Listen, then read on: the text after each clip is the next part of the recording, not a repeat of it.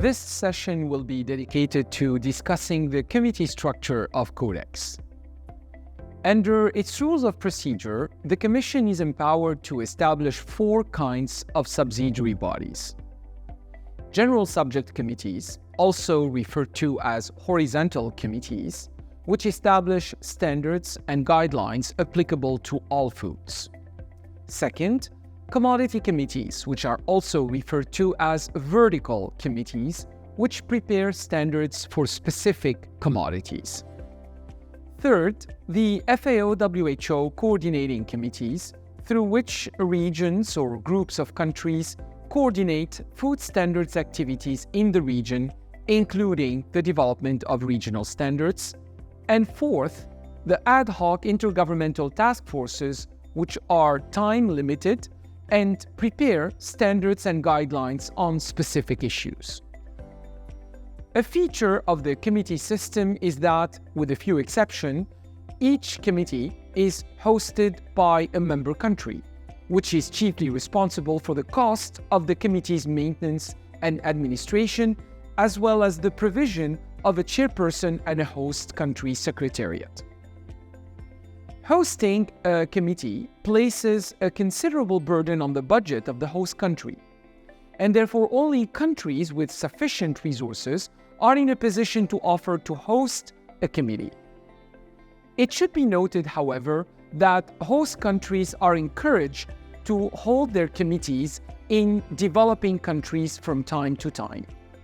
For example, in 2024, the Codex Committee on Food Hygiene, or CCFH, hosted by the United States, will be held in Kenya, and the Codex Committee on Contaminants in Food, CCCF, hosted by the Netherlands, will be held in Panama City. General subject committees are called so because their work has relevance for all foods. And since this work applies to all food products, they are also referred to as horizontal committees. There are 10 of such committees, so let's review them all. The Codex Committee on Food Additives, CCFA, hosted by China. The Codex Committee on Contaminants in Food, CCCF, hosted by the Netherlands. The Codex Committee on Food Hygiene, CCFH, hosted by the United States. The Codex Committee on Food Import and Export Inspection and Certification Systems, CCFIX, hosted by Australia. The Codex Committee on Food Labeling, CCFL, hosted by Canada. The Codex Committee on General Principles, or CCGP, hosted by France. The Codex Committee on Methods of Analysis and Sampling, CCMAS, hosted by Hungary. The Codex Committee on Nutrition and Foods for Special Dietary Uses, CCNFSDU, hosted by Germany. The Codex Committee on Pesticide Residues, or CCPR, hosted by China. And finally, the Codex Committee on Residues of Veterinary Drugs in Food, or CCRVDF, hosted by the United States. Among other issues, the general subject committees have the following functions: to develop all-embracing concepts and principles applying to foods in general, to specific foods or groups of foods, to endorse or review the relevant provisions in Codex commodity standards, and based on the expert advice of expert scientific bodies, develop major recommendations pertaining to the health and safety of consumers. The Codex Committee on General Principles, or CCGP, is the committee that is responsible for dealing with procedural and general matters of the Commission. Commodity committees have the responsibility for developing standards for specific foods or classes of food, and in order to distinguish them from the horizontal committees and recognize their exclusive responsibilities, they are often referred to as vertical committees.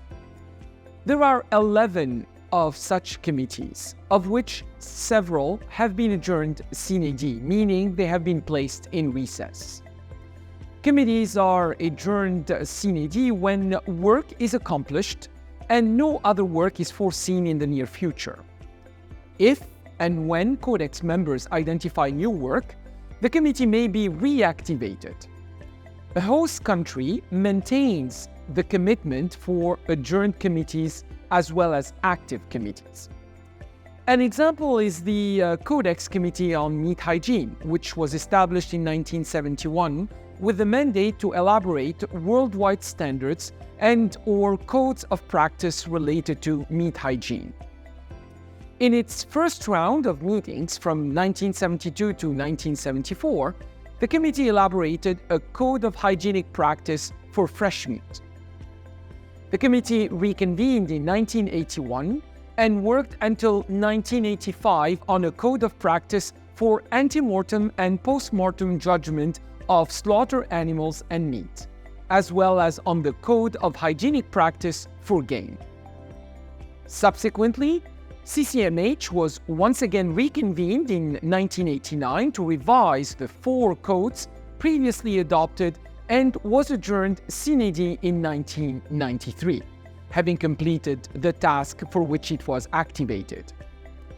Another round of CCMH was reconvened starting in the year 2000 to redraft the codes of meat hygiene so that they reflect contemporary development.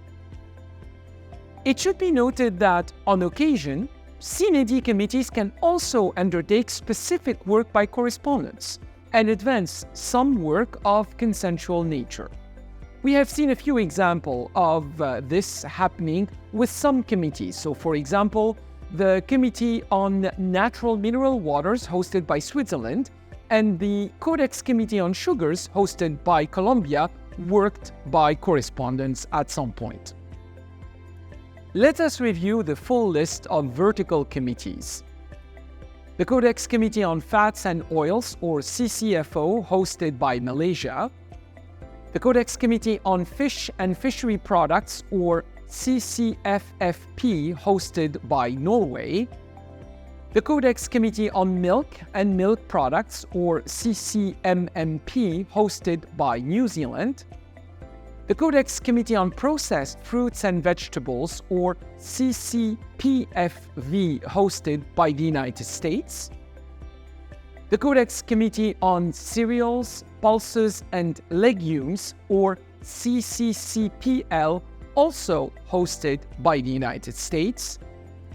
The Codex Committee on Cocoa Products and Chocolate, hosted by Switzerland.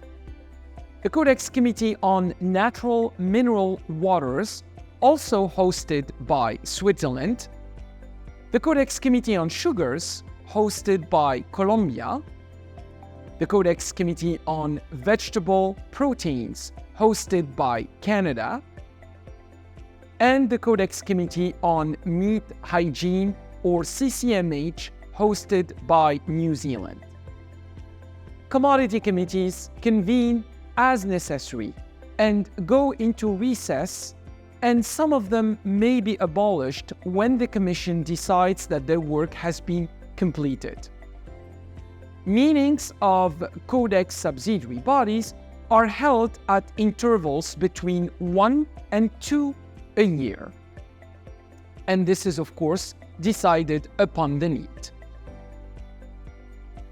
Let us now discuss the coordinating committees. There are 6 coordinating committees, 1 for each of the following regions. For Africa, we have CC Africa. For Asia, we have CC Asia. For Europe, CC Euro. For Latin America and the Caribbean, we have CC LAC. For the Near East, we have CCNE. For North America and the Southwest Pacific, we have CC NASWA. Unlike the General and Commodity Committees, coordinating committees have no standing host countries. These committees are hosted by one of the member countries in each region, having been elected as a regional coordinator. The meetings of coordinating committees are held in the country of the coordinator or in a cooperation with the coordinator in another country of the same region. The host country for a regional coordinating committee tends to rotate amongst the members of the region. Host countries should have the capacity to provide logistics and administrative support necessary when organizing an international meeting. Coordinating committees play an invaluable role in ensuring that the work of the Commission is responsive to regional interests and to the concerns of developing countries, as well as monitoring of the use or the lack thereof of Codex standards and related texts at the national and regional level. They normally meet at 2-year intervals with a good representation from the countries of their respective regions. Codex members can only belong to one region. However, countries outside of a given region can attend the coordinating committee of another region as observers upon request. The country that chairs the coordinating committee is also the regional coordinator for the region concerned, attending the CC exec on behalf of the region. Some countries, especially developed countries that undertake to become the regional coordinator, may be expected to pay part or all the costs associated with hosting the meeting of the regional coordinating committee. Now let us discuss intergovernmental task forces. These intergovernmental task forces are established with a specific mandate and for a limited period of time, not normally exceeding 4 years. As in the case of the horizontal and vertical committees, Codex task forces are hosted by a member country. Task forces are dissolved once their work has been completed. Therefore, the number of active task forces will vary. It should be noted that a task force may be reactivated if some work is still required on the same topic. Now, let us discuss why did we need to create these ad hoc task forces by Codex. In 1999, the Codex Alimentarius Commission realized that its rather inflexible committee structure was not able to cope with the demand for standards and guidelines across an ever-widening range of subjects. It decided to create another type of subsidiary bodies called a Codex Ad Hoc Intergovernmental Task Force, which is in fact a Codex committee with a very limited terms of reference established for a fixed period of time. Examples of ad hoc intergovernmental task forces are the following.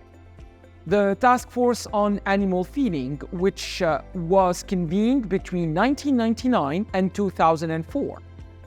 The Task Force on Foods Derived from Biotechnology, which was convened at 2 periods, from 1999 to 2003 and from 2005 to 2009.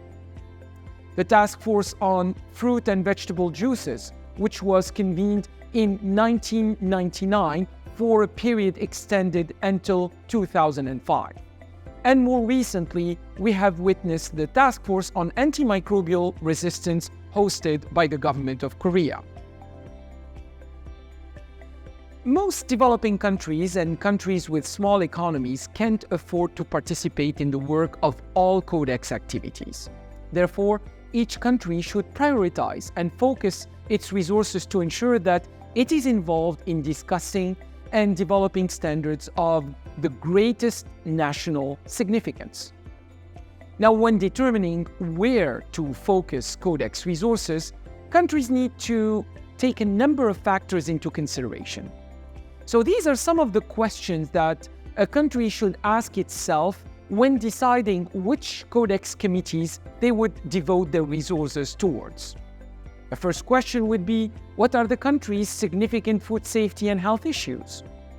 What are the issues most relevant to their consumers? What are the primary agri-food export industries contributing to the country's economy? What are the major agri-food imports? What are the agri-food priorities of most relevant to the domestic producers? And which Codex committees elaborate standards, guidelines, or related texts pertaining to the areas of most interest? We could also ask the question, what are the resources, meaning the time and the money, that are available to commit to the Codex program? These are some of the considerations that should be looked at when a country decides to devote its Codex resources to specific committee work.